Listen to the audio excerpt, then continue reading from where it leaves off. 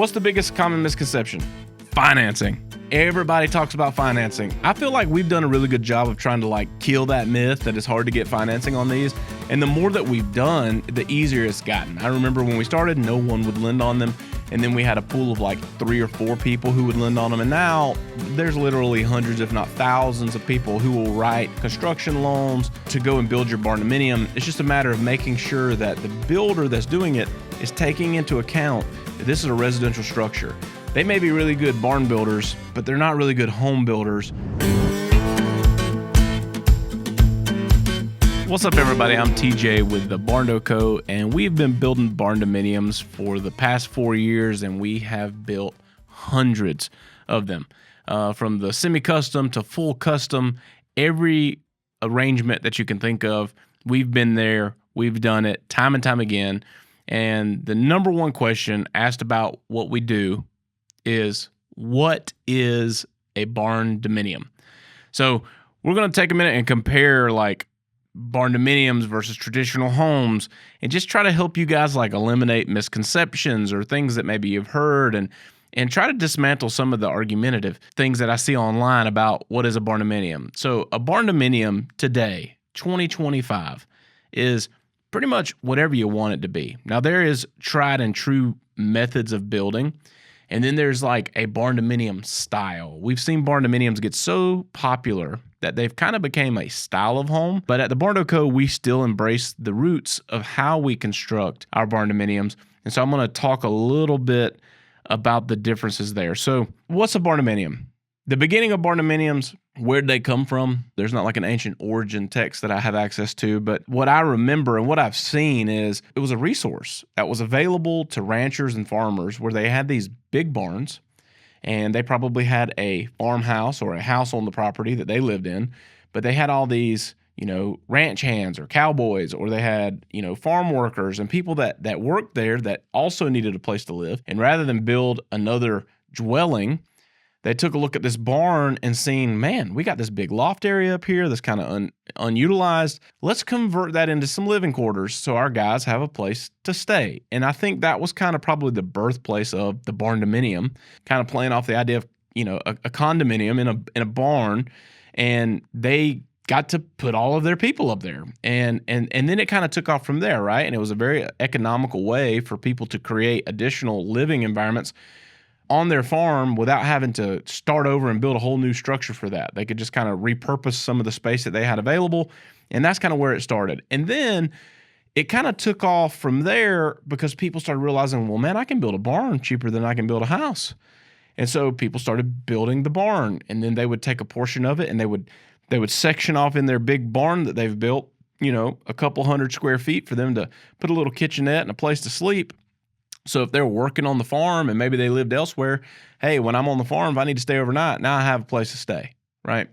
And it just kept evolving from there to the point to where then people started constructing actual planned residential use with this Barndo style, this Barndominium type building, this pole barn, method of construction to build a home in its entirety. And then that gained a lot of popularity. And so you started seeing all kinds of people lean into that. Everything from tubular steel, blow-away carport type materials to structural red iron buildings. People were repurposing all of those styles of builds into residential Barndominiums. And so that's kind of where it began. Now, the reason why it was built differently was because in a barn application, you didn't need all the same deadwood features and all the little framing intricacies that you would need for a residential home. You could just put some posts up, run a few girts on the outside of the post for the wall bracing, attach your metal to it. Same thing on the roof. You could run your trusses pole to pole, run purlins across those trusses and attach your metal straight to it. It got you out of having all the infill framing. You didn't have to have decking on that thing, and you could build that way. Now, I did a couple of things. One is it's absolutely more structurally sound than a stick-built home or a stick-built shop or barn that you could build, but it was more cost-effective. It was quicker and easier to build, and it served its purpose. When you get into Barndominium, there's several reasons why you would want to change the method a little bit, and you see this in a variety of ways, right? And it doesn't matter if you're building with metal or if you're building with wood, but for the sake of the video, I'm going to stick to like traditional post frame construction. You would do it the same way. You go in, you put your girts on the walls, and some people would attach that metal straight to it. Some people would put a house wrap or a moisture barrier over the poles or the girts prior to the metal. And then on the inside, you would see them do something very similar. They would either come in and do bookcase girts inside the poles. So basically, from the interior face of the wall cavity, pole to pole, they would put girts again so that they could attach the drywall and kind of create a cavity to run plumbing and electrical and all the different things in there. But at Barndo, we do it a little bit different. Literally, all we build are residential dwellings, Barndominium style. So when we build a post frame hybrid, which is what we do, we still set posts, but rather than put those posts in the ground, we pour a structural foundation out of concrete most often. You know, we've done crawl space, we've done basement, but our go-to is a monolithic slab if it's possible on the land we're building on. And then we take sturdy wall brackets and we mount those into that concrete, and then we put those posts in those sturdy wall brackets. It does a couple of things: prevents moisture and seepage from coming up into the home. It prevents that post from rotting from being down in the ground. And I know there's an argument that you can do different things and put them in precast, or you can soak them in something to slow down that decomposition, but it's still going to decompose over time. And our philosophy is, if someone's investing their money in a home, why build a 20, 30-year home when you could build a home that could last and stand the test of time? And so that's why we do our posts that way. And then similarly, we run our trusses post to post like you would in a conventional post frame, but we use a steel truss. We like steel trusses for a variety of reasons. One is we like the way they look. Number two is they provide a matched pitch on the interior ceiling, the same as the exterior roof of the home. So we're not fighting a loss of ceiling height in some of our living room spaces and things like that. And it's just structurally superior, and it fits into our method of building much better. But again, those posts go in, and then the trusses go across, and then the purlins in the roof still run. And the girts for us on the walls, rather than do girts, we actually go in and do vertical infill framing that looks very similar to like stick-built framed houses. It's just, rather than build that entire wall, we go post to post with vertical infill framing of 2x6s to create that look. And there's a couple reasons why we did it, because we don't build anything but residential homes. When we go to attach sheathing to the outside, which again is that upgrade. If you remember, I said like the purpose of post frame, so you didn't need sheathing. Well, in a home, it really makes sense to have it because it provides a thermal break, in addition to any moisture break that you put on with house wrap, to allow you to insulate with a variety of insulations on the inside of that home to achieve your maximum R value and make your home comfy and efficient. So we do that. The same thing on the roof. When those purlins go in, we deck that with a substrate as well for the same purpose, to give that thermal break, and so that we can insulate directly to the roof deck on the inside and create a building envelope so that all of the space inside the home is conditioned space. And we're not just building a buffer between your ceiling in your home and your attic space and trying to heat and cool below. We want the entire structure to be controlled, like a controlled temperature, climate controlled. That's the reason why we build it that way.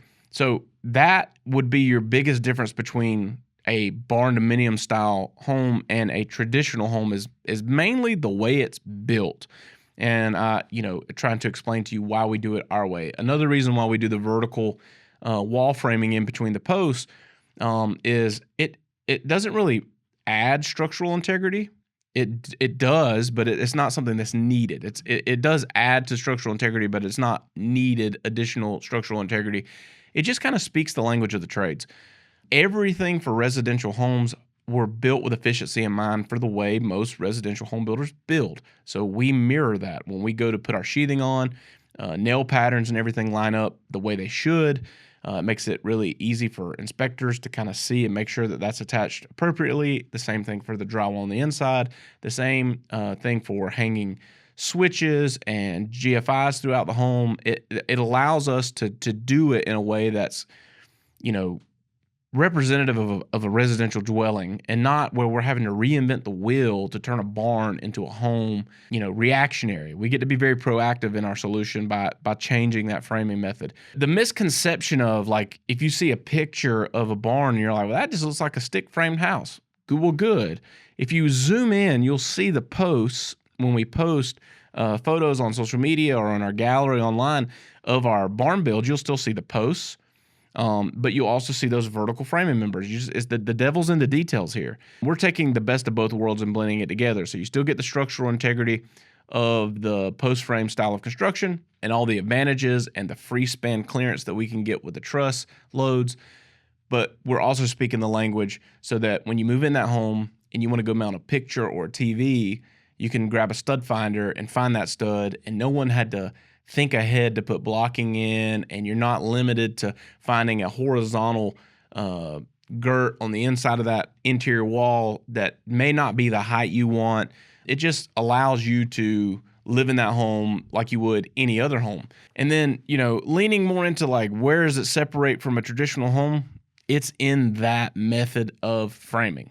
The post frame, like we elaborated on, or maybe it's red iron. It's the style of build is the biggest difference. But that kind of gets washed away when Barndos become so popular that now they become a style. So you start seeing conventional builders advertising these Barndo looking properties on their website, or these plans on their website. And we see it all the time. And so now you see a lot of people building them, but they're basically just going in and building a conventional home, right? And then they're adding metal siding and a metal roof to it, and they're trying to, like, emulate that look that comes from utilizing a pole barn, right? Pole barn construction, post frame construction lends itself to really big, nice rectangular buildings. You can get an abundance of space for pretty good a scale of economy there, and then inside you can chop that thing up and do whatever you'd like. What you don't see a lot of in Barndos is a lot of the traditional homes where you have little pop outs here. Maybe your dining room kicks out a couple feet from your living room, and your kitchen has a little bump out, and, like, you just don't see that because it's not really conducive to the style of build. And so now what's really funny is you see the traditional builders going in and building these big rectangular homes and making them look Barndominium because people want them. It's a style of home now. So I think the only thing I'd be leery of is, like, are you attracted to the style, or are you attracted to all of the advantages of a true post-frame constructed home? If you want a true post-frame constructed home, then you need to lean into that. If you're just going for the style, knock yourself out. I know lots of great builders. I'm friends with some of them that build stick-built houses and put metal siding and metal roofing on it and call it a Barndo, and their clients are happy. They're doing well, and it works out for them. For us, we like to kind of stay to the tried and true method, and we like to sell the features and the benefits and the value, long-term value. Trends will come and go, but the long-term value of constructing one of these from a post-frame perspective is going to add tons and tons of equity over the years in this home that you invest in. So what's the biggest common misconception? Financing. Right? Everybody talks about financing. I feel like we've done a really good job of trying to, like, kill that myth that it's hard to get financing on these. And the more that we've done, the easier it's gotten. I remember when we started, no one would lend on them. And then we had a pool of like 3 or 4 people who would lend on them. And now there's literally hundreds, if not thousands, of people who will write construction loans to go and build your Barndominium. It's just a matter of making sure that the builder that's doing it is taking into account that this is a residential structure. They may be really good barn builders, but they're not really good home builders. A lot of the variables with finance comes into, traditionally, you find a barn builder and then you want to self-GC the rest of that build to convert it into residential construction. One, it's not cost effective. It costs a lot more money to you in the long term because there were steps that could have been took during the initial construction that could have eliminated the need for additional things to take place for you to convert that space. The second thing is banks don't want to pay you to build your own home, so they kick that away a lot of times. Banks are trying to manage the risk on the money they're loaning you, so they don't even like working with multiple contractors. They don't want it to work in a situation, not saying they won't, but typically they're not wanting to hire this contractor to build the barn and this contractor to come back in and finish the home, because if there's ever an issue, they're going to point fingers at each other and blame people, and they're going to be at a stalemate, and the bank has money out. that on a project that's not complete, and so that becomes a big liability for the bank. If you're utilizing some government type program, which a majority of these loans are in today's age, because it's hard to come up with a 20% or 30% down for a lot of people, a lot of families. So you go in and you get an FHA, or if you're a veteran and you go VA, they're looking at that long-term value as well, and they don't want to issue a construction loan and eventually a mortgage on a home that they don't feel like is built with a residential means in mind. And they have a lot of questions, right? How is the insurance going to be covered? How are these things going to be covered? So you really want to make sure that the style of build you choose has been vetted and approved for those types of loans. So if you call the Barndo Co, if we build in your area, you'll have absolutely zero problems getting financed. And just, for reference, you can go back and watch this episode that I did with Brad Francine with Prime Lending. Prime Lending can lend to you no matter where you're at in the United States of America, right? They know the product well. So it's not just exclusive to us, but I did a great episode with Brad where we broke down what are the primary differences in going into a construction loan for a Barndominium. And it's not as crazy as you might think. So go check that out. If you're on the fence about this and you've been thinking about a Barndominium, but maybe you just had some of these lingering questions about what's the real difference, what's the advantages, what are some of the holdups? I read online about the finance thing, and I don't know. I'm kind of hold up. I would encourage you to do this. Go to thebarndoco.com. Take a look around the website, check out the gallery, browse some of the floor plans, read some of the testimonials from clients that have worked with us in the past, and then click that Contact Us button, fill out the form, and literally within a couple of days, you'll be on the phone with someone that can answer those questions in more detail about your specific circumstances, and hopefully we can get you on the way to building your dream Barndo. If you're interested in hearing from somebody maybe that's built with us in the past, you can go and check out these episodes, and they can tell you a lot of things. We talk about the good, the bad, and the ugly with all of our past clients so that you get a real perspective, not just from me, not just from someone on Team Barndo, but from actual clients who walk from the very beginning all the way to the door keys and beyond, and what their experience was like.